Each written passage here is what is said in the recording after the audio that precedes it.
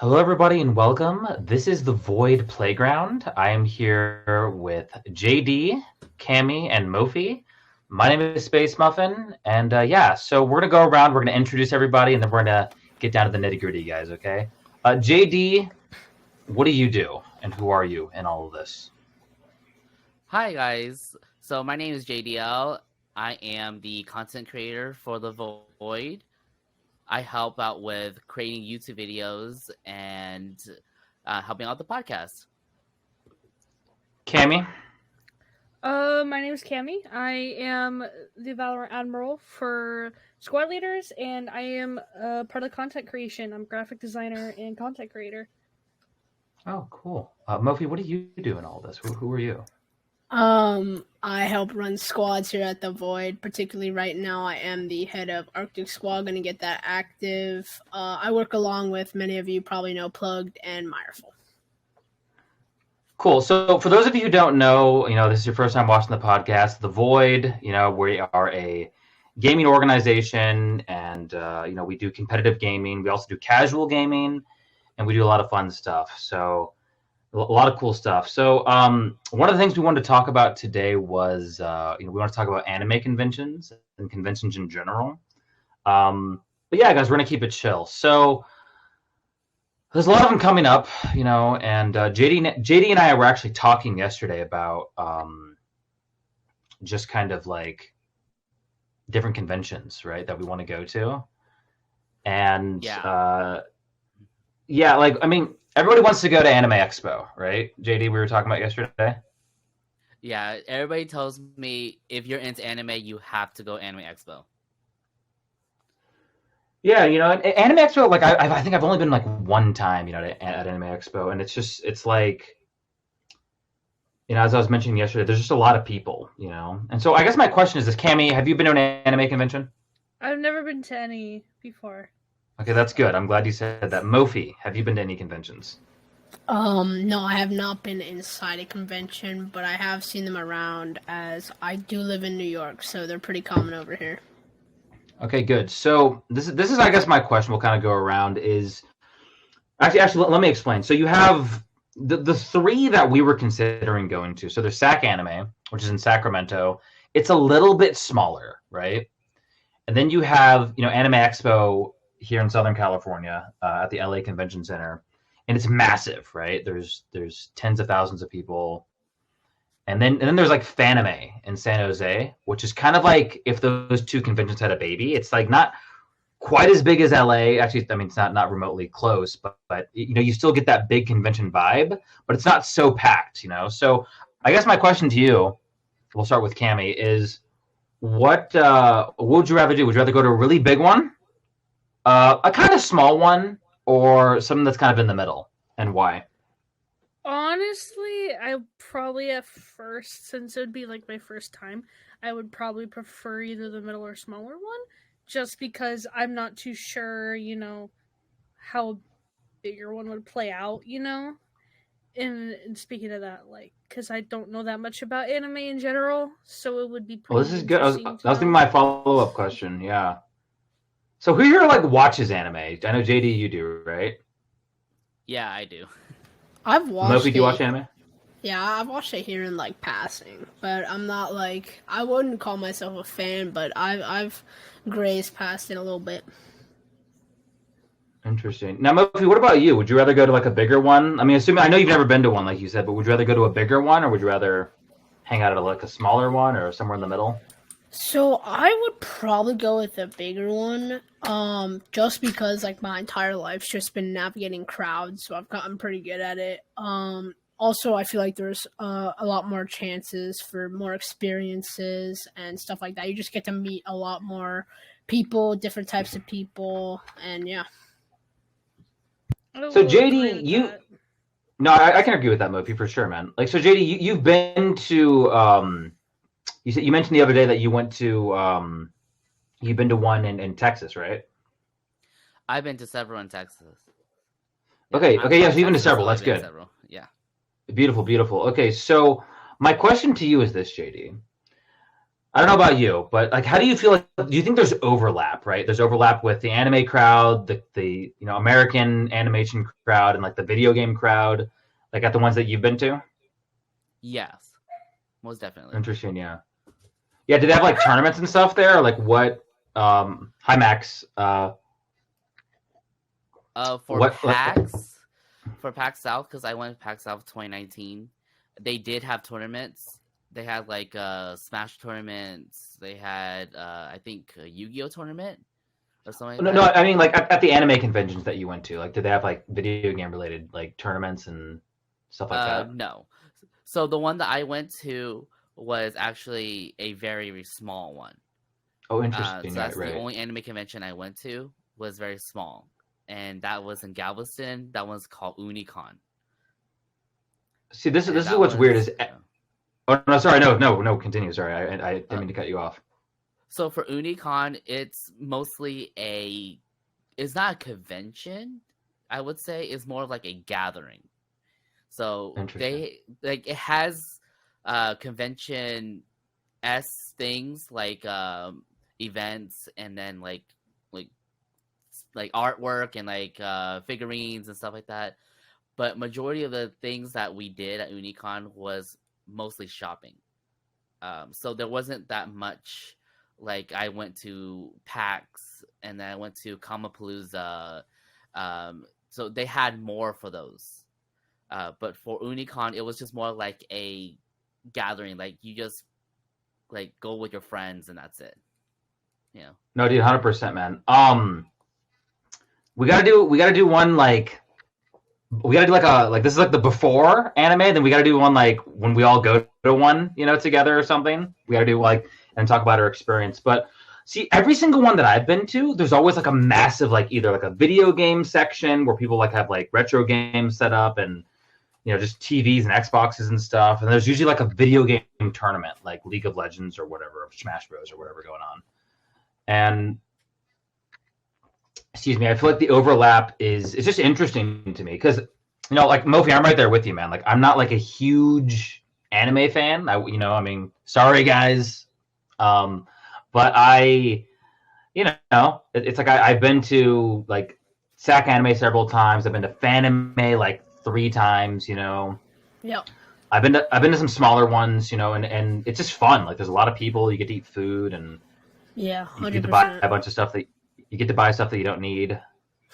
So, okay, so let me ask you this. Let me ask you guys this. When you guys travel, Mofi, you might know more about this than any of us, but when you guys travel, do you buy a bunch of stuff that you don't need? Do you buy a bunch of souvenirs and like just do you splurge? I guess is my question.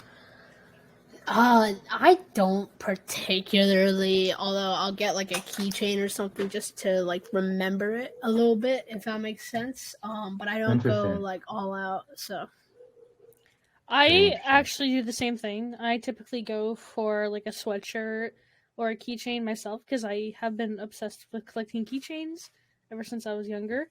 So I have one from like when I went to Silverwood, when I went to down to California actually. I just love collecting them. So that's normally what I go for, or I get like a water bottle or something. Because that's normally the typical things that I buy as a person who used to do sports all the time.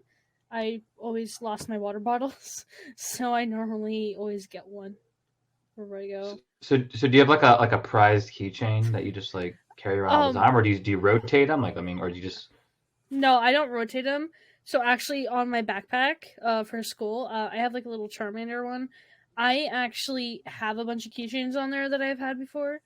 I need to find that water bottle because one of the water bottles I do own has a keychain that my cousin gave me before he passed away. So that's a meaningful keychain. So normally the keychains that mean a lot stay on my stuff that I really treasure and everything. So my backpack has like 6 or 7 keychains or something, but I used to carry around like 20 plus per bag, like for my backpack for school or something. But I've learned Wow. that they're easy to lose, so I don't do that as much anymore. Interesting. Yeah, JD, what about you when you travel? Like, what are your spending habits when you travel? For me, it's mostly food. Okay. But if it has to come with like materialistic things, I like to collect shot glass. Oh, So for really? me, yeah, My mom I does love that. collecting shot glass. Yeah, my That's mom and my interesting. aunt love it. They love to do that actually. My mom has to get one from my aunt like all the time when we go somewhere. Like when we went to St. Louis, Missouri, we brought one back with us too. Yeah, I've So always when told I friends and family traveling, I always tell them like, "Hey, give me a shot glass. That's all you need." that's funny. Yeah. No, like when I first started traveling, like I wanted to buy stuff. Like when I like I was like, okay, like when I first went to when I first went to anime conventions, I was like, I gotta buy something just to like remember that convention. And then the problem is that like I just started collecting a bunch of stuff that I didn't need, you know? Okay, conventions are different. So for me, when it comes to conventions, I like to collect artwork. I like to collect. Oh, interesting. Yeah, dude, I have a I get posters. I get them signed by like the artists themselves, so that's really cool. Yeah, same. Oh, hi, Cammy. Hello. Dude, see, Who's this is good. No, I mean, JD, like for me, it's like I buy a bunch of stuff that I don't need, you know. But for me, it's like the experience. And I think I agree with you, like on the food situation. Like, okay, so this is how I do it personally. Like, I do like to save money, so I'll bring food to the hotel, you know, like whatever, Pop Tarts or whatever, and Cheez-Its and drinks and stuff, you know, just so I'm not spending like $1 billion when I go somewhere, you know. But I do like to have a nice meal, you know, like a really good. I'm not gonna, you know, eat Carl's Jr. or something. I think it's Hardee's on the East Coast, right, Mofi? Yeah, it's Hardee's or McDonald's. Oh, interesting. So yeah, like, McDonald's is kind of everywhere. So well, I mean, but the point is that like I'm not gonna like. I mean, I'll eat there, but like I want to try like local places. I want to try places or places that I've never been before, or places that might be interesting. You know, when I'm traveling. Yeah. But I think the hardest thing for me is like when I first started was not spending all my money on the first day of like a convention. You know what I mean, JD? Yeah, it's hard to not to. Like what I've learned is I just wait till day 3. Like I just like obviously like there's like a swap meet. Like I know like Sacramento, Sac Anime, Fanime, they both have swap meets where this is like where just normal people, regular people are just selling their stuff, and it usually happens on Friday evening, and you go in, you know, and you get the insane deals, right? Like I had a dude literally walk up to me and just give me a sealed copy of a video game because he just wanted to get rid of it. Oh wow! So I don't know, it was just interesting. But yeah, guys, I don't know, travel, it's weird. So when it comes to conventions, I collect prints and artwork mostly. Interesting. Unless it's like a exclusive Funko Pop, and then I'll get like that. Okay, but, we gotta take a detour. We gotta talk about Funko Pops. Like, I totally don't have any behind me. It's this way. I'd block it. I totally don't have any over here. Okay, we got to talk about the strategy. Like, okay, because as someone who's collected, I've collect Magic the Gathering cards. I've collected so much stuff, and I'm trying to get like out of collecting. I'm trying to get rid of stuff. But what is your strategy, JD, for, like, what's your strategy for like collecting Funko Pops specifically? So for me, I'm not the type of guy or type of person who collects every single Funko Pops. For me, I just collect the ones that I'm interested in. So that is a good strategy. Yeah. There's a lot of people out there who has to get every single one from every show, every movie, or whatever, and they're not even interested in it. But for me, I collect the ones that I'm really interested in. Cammy, what's your process? What is your hoarding process? Actually, I have more Legos than I will ever have Funko Pops, honestly. I think mainly what I usually do is I go for the limited edition ones.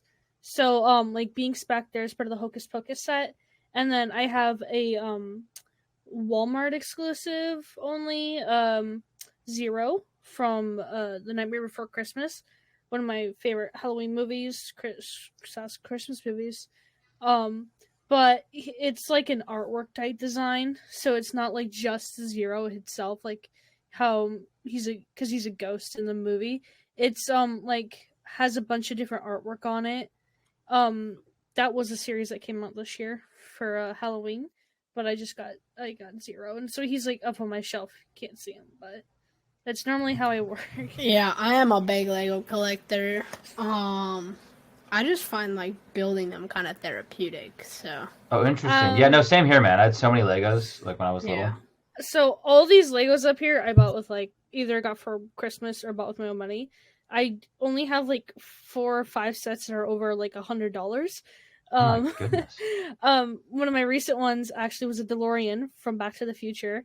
My dad got it for me for Christmas, and I was not expecting it at all. When it first came out, it was worth over $500. But because it's like, because it has like multiple different like sets, you know, and everything. But it also comes with like a really cool, you know, pamphlet for building it in general. I do collect all of the pamphlets I use on my Legos that are up on the shelves actually, in case like one breaks and I could fix it like the proper way or anything. Okay, so when it comes to collecting, like, would you guys, would you say that there's an investment aspect to like the Funko Pops and the Legos and all that? Would you say there's like an investment aspect where like you get the limited edition, you know, or whatever? I don't know. What are your thoughts on that? JD, we can start with you. Yes and no. So for the ones that are very exclusive, basically for those, I try to get double of them. So just in case, like I want to resell one later down the line, it has some value. But majority of the Funko Pops don't hold value. So for me, like I just collect them because I like it. That is a very good reason. Like when I was doing Magic, it's like Magic the Gathering, you know, the card game. There's you play the game, you collect the cards, you trade the cards, you can sell the cards for money. There's so many elements to that collecting, you know. And before that, I played Yu-Gi-Oh, collected a lot of Yu-Gi-Oh stuff. But like I think that's my problem because like my parents, you know, and me were just like very entrepreneurial. You know, and so everything we do, there is an investment aspect to, you know, and it can get a little like, you know, like for example, like, you know, my mom collects Barbies, right? Mm-hmm. And she's making a lot of money selling them and all that, but it's like there is a aspect to the whole thing where it's like you got to keep them in good condition. You can't, you know what I mean, or whatever. You gotta, you know, just make sure you have to baby them almost, you know? So so I used to do Pokemon cards, and the quality of like a Pokemon card, if it like even was like a little bit, you know, dented or anything, if the card wasn't perfect or anything, it just ruins the quality. I've seen people's there's like one Charizard that's been out there and that was like Shining Fates, and that card itself, like with a 10, with it being graded as a 10, was worth over 10 grand. But I've seen people like as soon as like they accidentally, you know, dent it or anything, and the card quality goes straight down. It goes down to like $200. So yeah, Funko Pops are like the same for limited edition wise, I would say, because you have to keep them like pristine, you know, in case like you want to, you know, get it. Like my Zero is actually in a protective case, so it doesn't get damaged, despite me already destroying the case itself.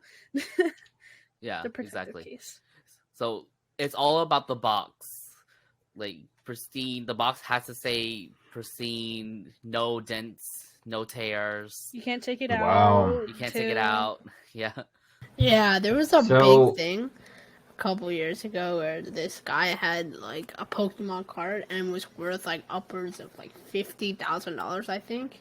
And like he dropped it and there was like a speck of dust and it like plummeted the value by like 10 grand or something. It was crazy. So we're kind of getting into the psychological aspects of collecting and why people do what they do, and also the business aspect of it. Another thing that like I collected for a while, like I grew up like with the N64. It like, kind of shows how old I am. But My mom did too. oh my goodness. Oh no, She's Cammy. older Space, we're than the you. only Trust me. boomers here. Oh no. I'm old. I've been Okay, so well. I grew up all over like the old stuff too, like the Wii, N64, PlayStation 2, and all that. You think the Wii is old? No, I mean the part Wii of is it. old. It's Well, it is old to it- the point where they're not even selling like stuff anymore from the store. Yeah, so like, I they know. shut Okay. down the servers too. But the N64 and all that was like stuff like that okay. too. So the point is that I had an N64 when I was a kid, and then like for whatever reason, I'm like, oh my goodness, like I don't need this because I can just emulate everything, right? Now this was a while ago. I mean, and I sold all my N64 stuff. It was probably like $500 or $600 worth of stuff for like $80. I just let it all go, like because I was a kid and I didn't know any better. I just wanted to get rid of it, and I wanted the money. Same. And then as an adult, I started recollecting my N64 collection. And so there's the psychological aspect of like, now I kind of want to get rid of it again, right?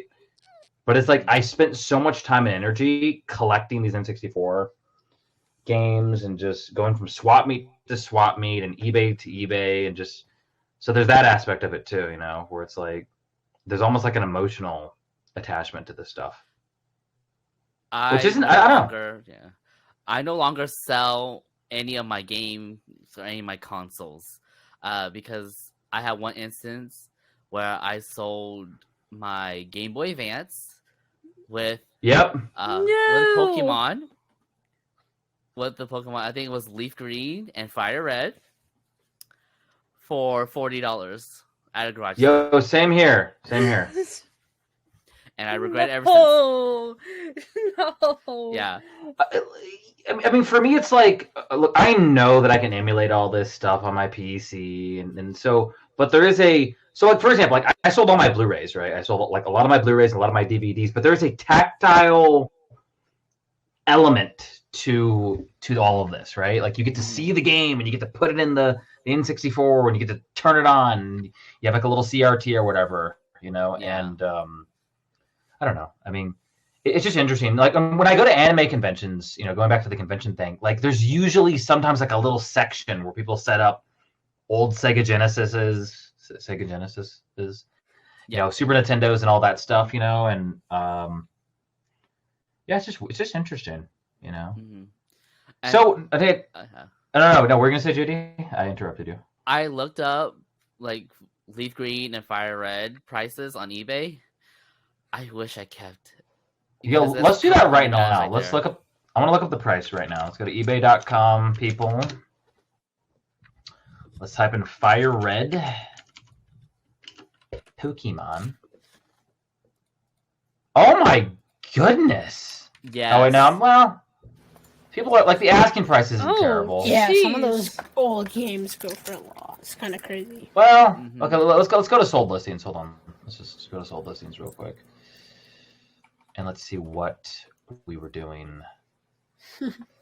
$77. Also, look at new. Look at new too. So 90 Make sure you're bucks. That looking is a at it. little pricey. You also have to be $70. careful because there's some that are copies. fake. They're not the legit ones. Yeah, wow. I mean, like, honestly, guys, I think collecting can be a really good thing, but I think it could also, like, it could just be devastating. Like, when you just, I don't know. I guess if you're collecting it just for fun, I think that's the way to go, right? Like, kind of what you're doing, Yeah. JD and Cammy.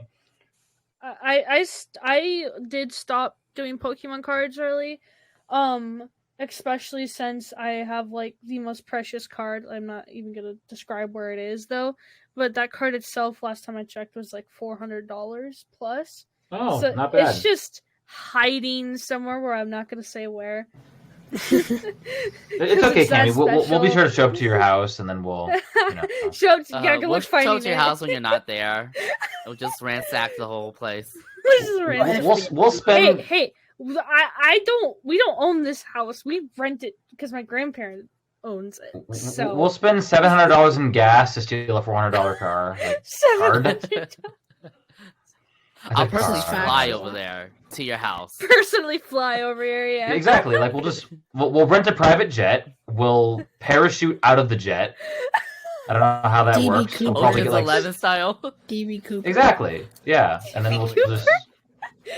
So okay, so Mofi and Cammy. This is a question for you guys specifically. Yes. Digital collecting, so like Fortnite skins, the Valorant stuff. Oh. What talk to me, Cammy. I need to understand it. I can talk about the So- Fortnite stuff. He's got the Fortnite stuff. I didn't start buying like Fortnite skins until like season 9, which is not really what people call OG anymore. So for Valorant wise, there has been some collections like the Champions 2020, I believe, and then the Champions 2022. Now those some eating chips. Now those are never coming back to the shop, so they're forever gone. Along with the Arcane Sheriff, which is a character from is part of it's Jinx's sheriff from the Arcane series, furthermore known as the League of Legends character. Along with all the characters in there are mostly from League of Legends. So collecting in Valorant is very expensive. Like the Champions Karambit, which was the first one that came out, was $53, I believe. And it wasn't even as special as normally some weapon skins are. But even just buying a simple skin, that looks good, and everything is at least like $25. So the Arcane Sheriff was $25 also. But collecting stuff is like really pricey in Valorant. Fortnite's a lot cheaper now, especially since of the how they were sued and everything. Now if you have an account that has like an OG skin from like back in Renegade season Raider. 1, yeah, like Renegade Raider, I've looked it up before. Like that- there are some accounts with Renegade Raider that go up upwards of $10,000. Like it's Okay, Yeah. so hold on. Okay, hold on, Mofi. That was my next question. So Cammy, finish what you were saying. I did finish. Okay, good. So Mofi just answered my next question, which is, does this provide any clout or value to your account? Mofi, obviously, yeah, you can comment on that on the Fortnite side if you'd like. So yeah, for sure. I mean, like you get like a Renegade Raider in your Battle Royale lobby, everyone's gonna want to be targeting that person because it's like, I mean, you get to say, I killed a Renegade Raider, I killed an OG player that's been playing since the beginning of the game. And the Renegade Raider, what makes it super rare is you had to leap through a bunch of hurdles in order to get it. So you had to buy something from the shop, then you had to buy the battle pass, and you had to get to level 30, and then you had to buy it again, and then you would get it. So that's what makes the Renegade Raider particularly rare compared to some other Season 1 skins, is that just so many people weren't willing to invest the time and money into getting a Fortnite skin. All right, let's take a step backwards. So, okay, so here's the thing, guys. This is what's so crazy about gaming today. I'm just gonna ask you guys both a very simple question. Can you trade these skins? Can you sell them? Or are they just locked to the account? So, oh, sorry. Go ahead. So, I wish that they came up with a way in Valorant too, because that'd be a really cool way, to get with the community more. Now the only game I can recall that allows trading is CS:GO, hmm and CS:GO, even then, you can get ripped off very easily for the skins you buy. So you have to it's like it's like trading cards, in real life. But like in Valorant specifically, you can't trade skins or anything. In Valorant and specifically, no, unless you sell the count, then that's the only way. Mofi, how's it with will Fortnite? trade. So with Fortnite, it's against the Epic Games TOS, so you can actually get the account you're selling banned by sharing your password and such like that. Oh my goodness! I mean, it's like you don't own anything like anymore. It's like the companies still own Mhm. Like, oh, like I bought all this stuff from the store and I had the battle pass and I unlocked all this cool stuff and I don't really like it anymore. Like, oh, I kind of want to maybe give it to my buddy or whatever. Like, I feel like it's Yeah. look back in the day, like early, MMOs. I'm dating myself again. RuneScape. You're showing your age.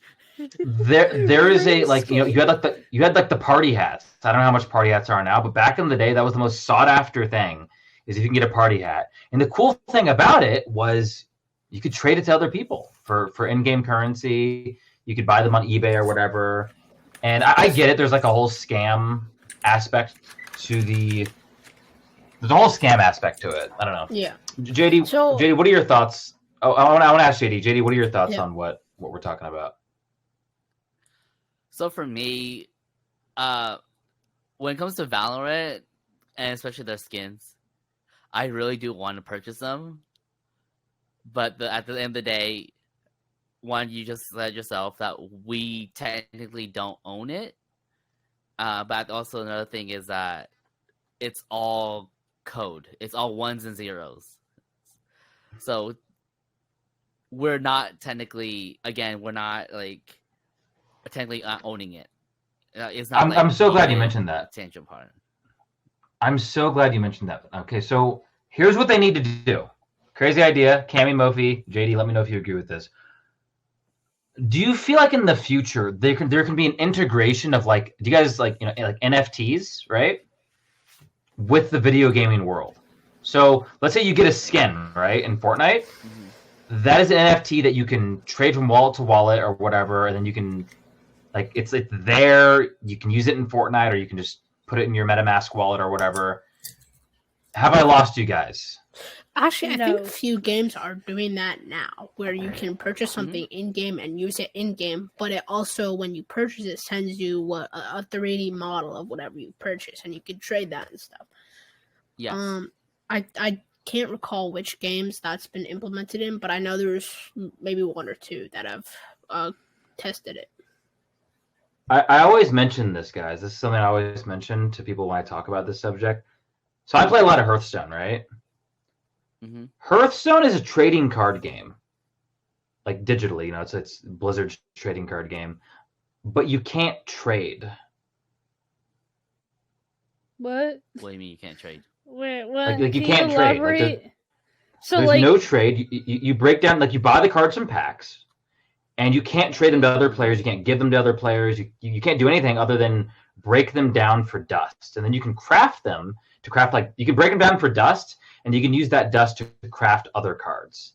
And it's so frustrating because it's like you can borrow decks from your buddy if you're facing them in a duel, but like it'd be so cool if like your buddy just needs that one last card, and then you can just give them the card or something. Like that would be, and I get it. Like Blizzard, they don't want people to, they don't want the third party market. They don't want another Diablo 3 auction house situation. You guys probably don't know about that, but No, I know about that. So that's good. Yeah, that's a whole podcast. That's like a 16-hour podcast. We're gonna have to do a series on the Diablo 3 auction house, but this is the first one, so we're gonna have to skip that one. But it's crazy to me, just like, and Cammy, like, and Mofi, you guys, like, this is what you grew up with. You guys grew up with like, oh, like we just can't trade, so like you don't miss it, right? For me though, I miss it so much. Like I miss, like, I don't know, I just miss it. It was a fun time when you somewhat owned the stuff that you have in game, and I don't know. I just think companies have gotten greedier and greedier and greedier and greedier. But I don't know. I'm not a game developer. I don't know the psychology or the, like they say, oh, it's because like we don't want people to scam people or we don't want people to, this or that. But it still happens. Like people still, like you said, they sell accounts, right? So it's one of those situations, Yeah. Well, also what I'm thinking, playing devil's advocate right now, I'm taking the side of the game developer for a little bit. So the EU passed the bill not too long ago when, I don't know if you guys remember, Blizzard did the whole like box thing with Loot box, yeah. loot boxes, loot boxes with Overwatch, and then like Apex did it as well, and then like other gamings, they did loot boxes. So basically, after that bill passed, they stopped doing all the loot boxes. So that's probably another way to like governments to put more pressure on the gaming companies to be like, hey, we need you to tighten security. We need you to not allow trading or microtransactions so that your consumers don't get scammed. Okay, so yeah. I'm gonna comment on that, and then Mofi and Cammy will let you comment on that. But here's the deal, okay? Here's the reason why they don't allow trading. It's very simple. It's because let's say I open up a loot box, right? And I don't get what I want. Rather than trade it away for something that I do want, I have to buy another loot box, right? I have to keep buying it. I have to keep buying the loot box, or I have to get the battle pass. I can't buy the exclusive skin off of somebody. I have to get it from Blizzard, or I have to get it from whoever, right? And oh yeah, that's all good, Mofi. If you need to bounce, dude, no worries, brother. But yeah, Mofi, do you want to comment on that before you leave, though? Yeah, sure. I definitely agree with your point, Space Muffin, on how, like, if I buy it with my money, it should be mine, which should give me the right to do what I want with it without the interference of these big game companies like Activision or Epic Games and stuff like that. So I definitely agree with that. But as of now, I do need to head out, guys. So big shout out to my squad leaders and stuff. And I hope to see you guys on the team soon. So thank you, guys. All right, Mofi, you take it easy, man. Bye, All right, Mofi. thank you, guys. Bye-bye. Bye. Bye-bye, Mofi. And then there were 3. So, I mean, like, the thing is, it's like people don't realize how, like, okay, like Clash of Clans, okay? Wonderful game, fun game. But, like, easily, like, without even trying, you can spend $60,000 on the game, right? Diablo Immortal. Yeah. We were getting into Diablo Immortal. You can spend $10,000-$20,000 on the game, no big deal, right? In RuneScape, even with the scams and people doing the trades and all that, there was no possible way you could spend $60,000 in the game unless you were like really stupid, right? I remember like 1 million gold back in the day. This is dating me, guys. 1 million gold right now is nothing, but 1 million gold back in the day, like, it was $60 on eBay, right? So I don't know. That's just my opinion. Cammy? I mean, if we're thinking about it, the one thing I've been realizing lately is how many games I have been trying to play, that end up to be pay to win. So that kind of reminds me of pay to win, because there's a lot of games out there that to get good armor, to get the best armor, to get, everything, you have to pay money to be able to get it, instead of the people who actually, like, used to spend hours on a game, grinding it. Okay, this is good. That reminds me back in, like, OG Fortnite days. My dog's gonna start barking. Son of a nugget. No, it's okay, dude. We love Max. Max is officially a 4th member. Like, he's replacing Mofi. We love Max. We're gonna have him as a guest next podcast. That reminds me of, like, okay, I need to get him real quick before I answer that. Okay, no worries. I'm gonna talk to JD real quick. You can mute Cammy. Never mind. Okay. So JD, like, actually, I'll wait for Cammy to come back. But JD, how are you doing, man? How's life? I'm doing great. Yeah, okay, this is good. I'm enjoying this. So yeah, Cammy, finish your point, and then. So, because now in Fortnite, you're able to buy you're able to buy like tiers, So, like, say you want to buy like the entire battle pass, which is 100 tiers, that'd be like $160, I think. But like, back in like the OG days, you'd have to be on the game for hours grinding just to get up to that tier. Like, you'd have to go looking around the map and everything. So, okay, like, so no, sorry, I didn't mean to interrupt. It's fine. It's just saddening to see how games are going to, because like I don't like the games that are pay to win. I like standing on the game for like hours, and like getting to that point, people are just like, oh well, you spent this much time on the game, But now you could just buy like the best armor and everything in game, and everyone's just like, oh wow, that's just nice. Now I can't do anything, Okay, so Cammy, you've always been able to buy the best armor to some level, or the best weapons to some level. It's just you didn't buy them from like the companies directly, right? You bought them from third party, like in Diablo 2, right? You buy from third party people, like on eBay or whatever website, like the quote unquote black market or the gray market, right, or whatever. And the nuance is this: like, there's pay to win, and there's pay to heavily progress, right? So, like, you look at Diablo Immortal strategy. One could argue that it's pay to win, but I didn't really pay much in that game, and I felt like I got the value out of that game. I got the value. I played a lot. Hearthstone, that's another one, right? So Hearthstone, it's pay to progress, right? You don't have to pay a dime. You can still build one standard deck, right? And you do pretty well, just as a free player. Obviously, you're not going to be able to get all the crazy heroes, and stuff that look all cool, but like you can make it work as a free to play player in Hearthstone. You can get, it's going to take longer, right? But I think Hearthstone is a great example of like pay to progress. With Diablo Immortal, though, like it kind of teeters the line of pay to progress and pay to win, right? Because if you spend $500 on the game or whatever, $250, you're probably, a free to play player can catch up to you. But if you're spending $10,000, $20,000, $30,000, and then there's a dude that's spending $60,000, then a dude that's spending $100,000, right?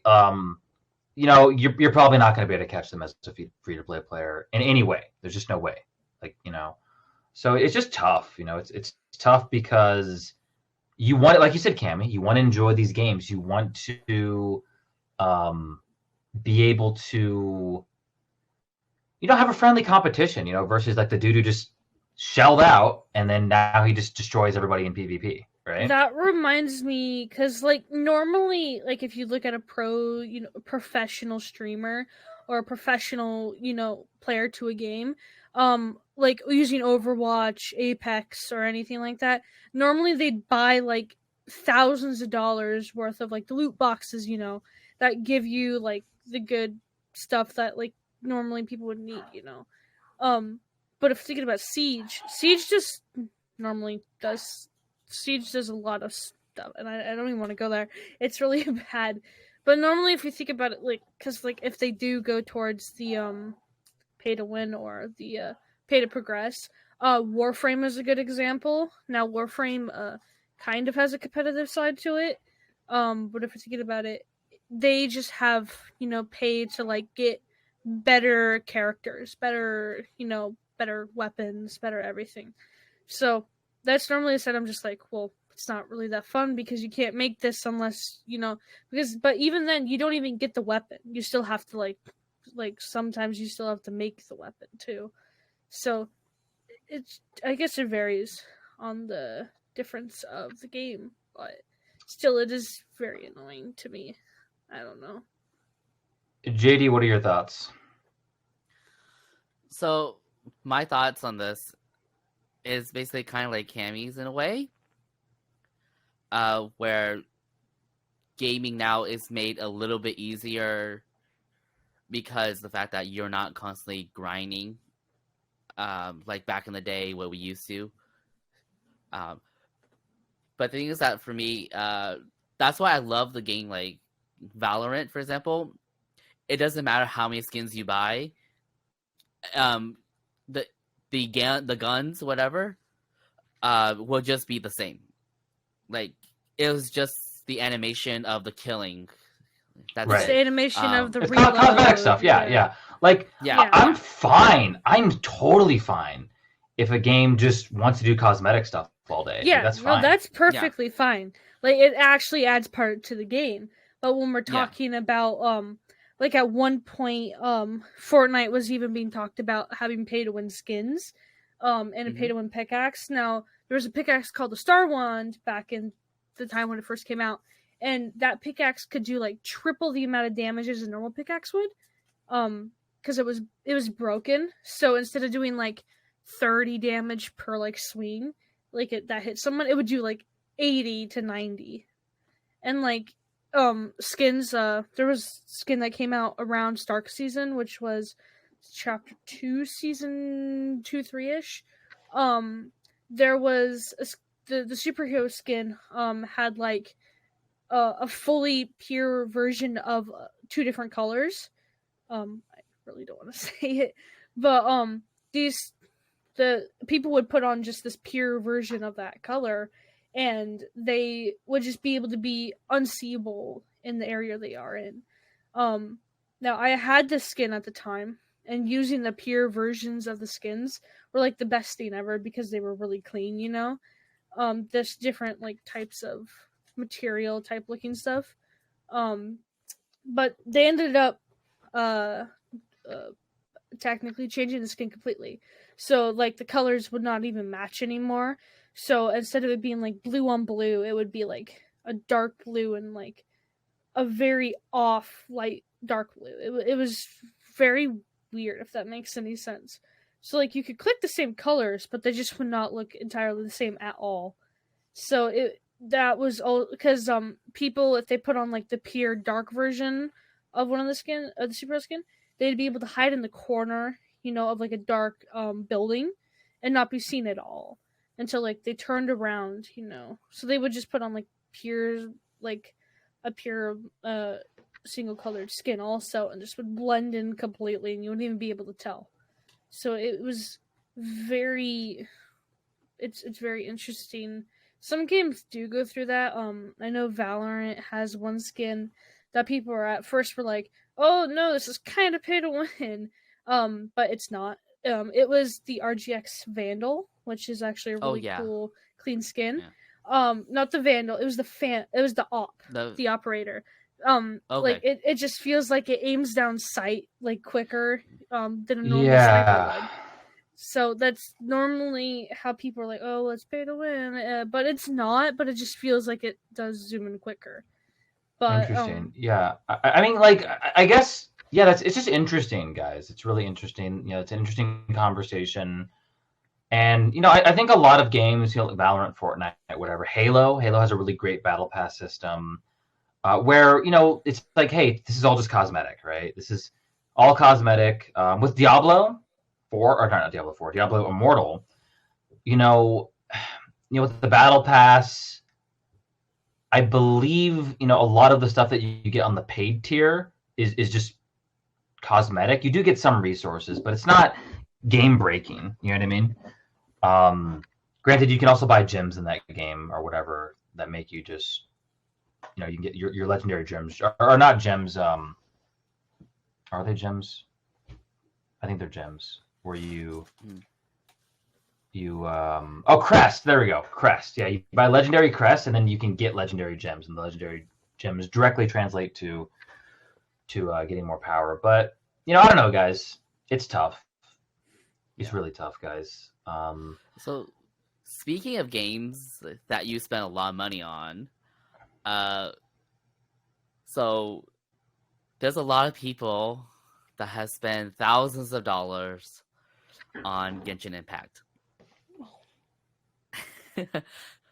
Interesting. Yeah. And what can you buy in Genshin Impact? I've never actually. I played the game for like 2 seconds. Like, what can you buy in the game? So Genshin Impact, you get to so the currency is the diamonds. So once you purchase the diamonds, you get to roll for weapons or the characters to get new characters on your team. Wow. And with each character that comes out, they have special ability. And like, with that being said, like those special abilities will help you progress the game. But you can still play like the free version, and you don't have to spend a single dime, but still progress in the game, but at a much slower pace. Yeah, I mean, you know, like my philosophy is look like freemium as they call it, where it's like free. You start off and then you kind of, if you really want to get somewhere in the game, you got to pay a little bit of money, or if you want to get somewhere at a reasonable pace, right? It's fine, but like I start to have a problem when like you pay $60 for a game, then you got to pay $20 for the battle pass, right? Like then you got to pay this for the season pass or that, I don't know. And I get it. It's more expensive to make games. I totally get that. It's much more expensive to make games these days. That's a whole separate podcast in and of itself, But I don't know. Remember back in the day when we used to be able to buy games for $40? Dude, that's scary. That's scary. Like I don't think games are overpriced or anything like that today. I think 60, even like $100 is fine. Just don't like keep charging me for a bunch of random stuff. Like don't nickel and dime me, right? Mm-hmm. That reminds me of Call of Duty. So I played Warzone when it first came out. Like I played the day it came out with my friends. Now the game was that you had to pay for Modern Warfare if you wanted it. But the thing is with the game is you buy the battle pass and that's how you get like good skins and everything, good gun skins, good characters and everything. Now the thing is like to get that there's also a store, to buy stuff. But the problem is that if you wanted to like progress your guns like very, very quickly, unlock guns or anything, some guns weren't even available to unlock, in Warzone. You'd have to have Modern Warfare to get them. So it depends on the game, but having that said, like since the new Call of Duty came out, Modern Warfare 2, all of your skins and all of the money you spent on the accounts, like from Modern Warfare and Warzone, they're all gone. You just don't have them anymore. That's not cool, man. Mm-hmm. No, and I spent decent amount of money on the game because I loved the game. Yeah, they're just all gone. They didn't even refund us or anything. They're just not available anymore. Look, guys, it's a sad situation. We're gonna have a podcast specifically about this, but bringing it all full circle, guys. We're gonna bring it all full circle.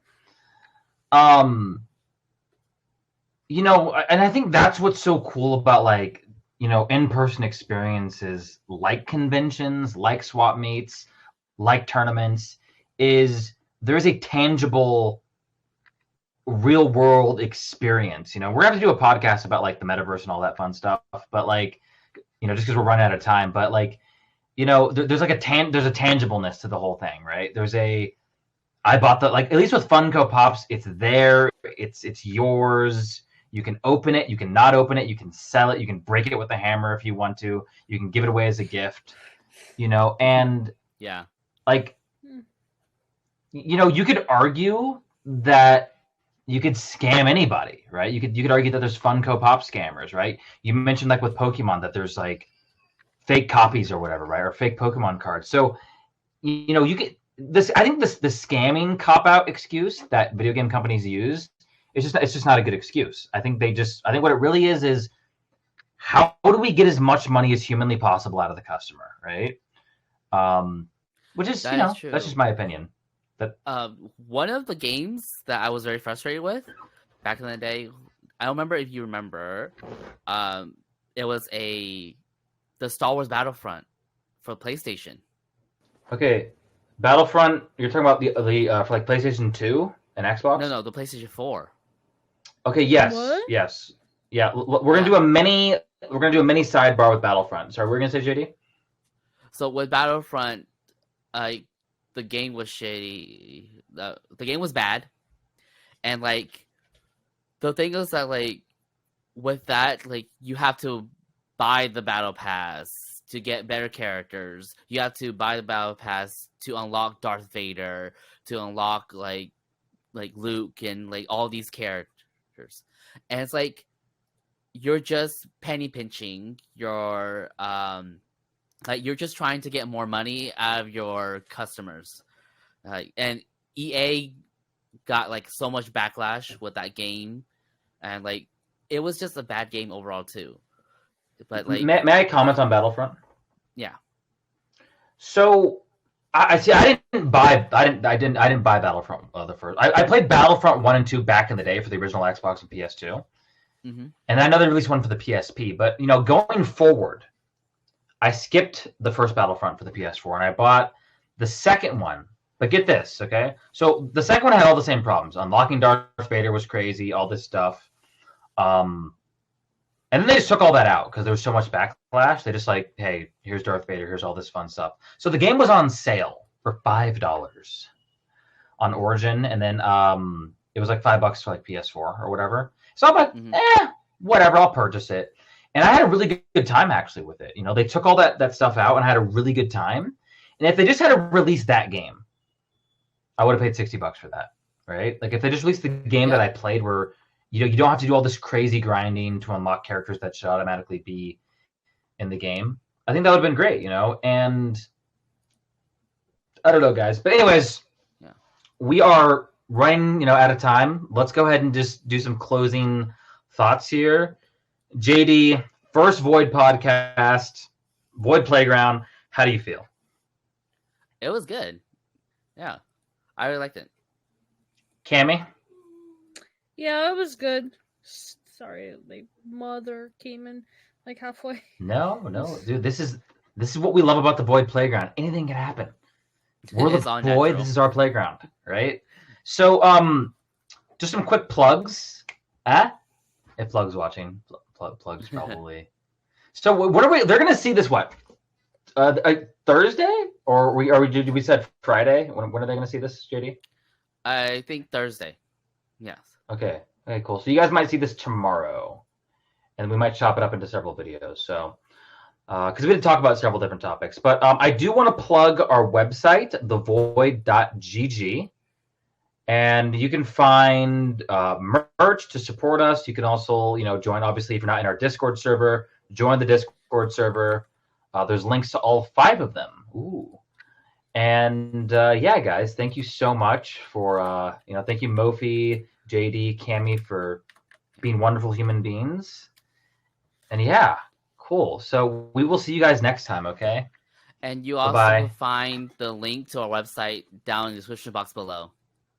That's right. Description box below is going to have all of our social media. Yeah, great guys. Appreciate everybody, and we'll see you next time. All right. Bye.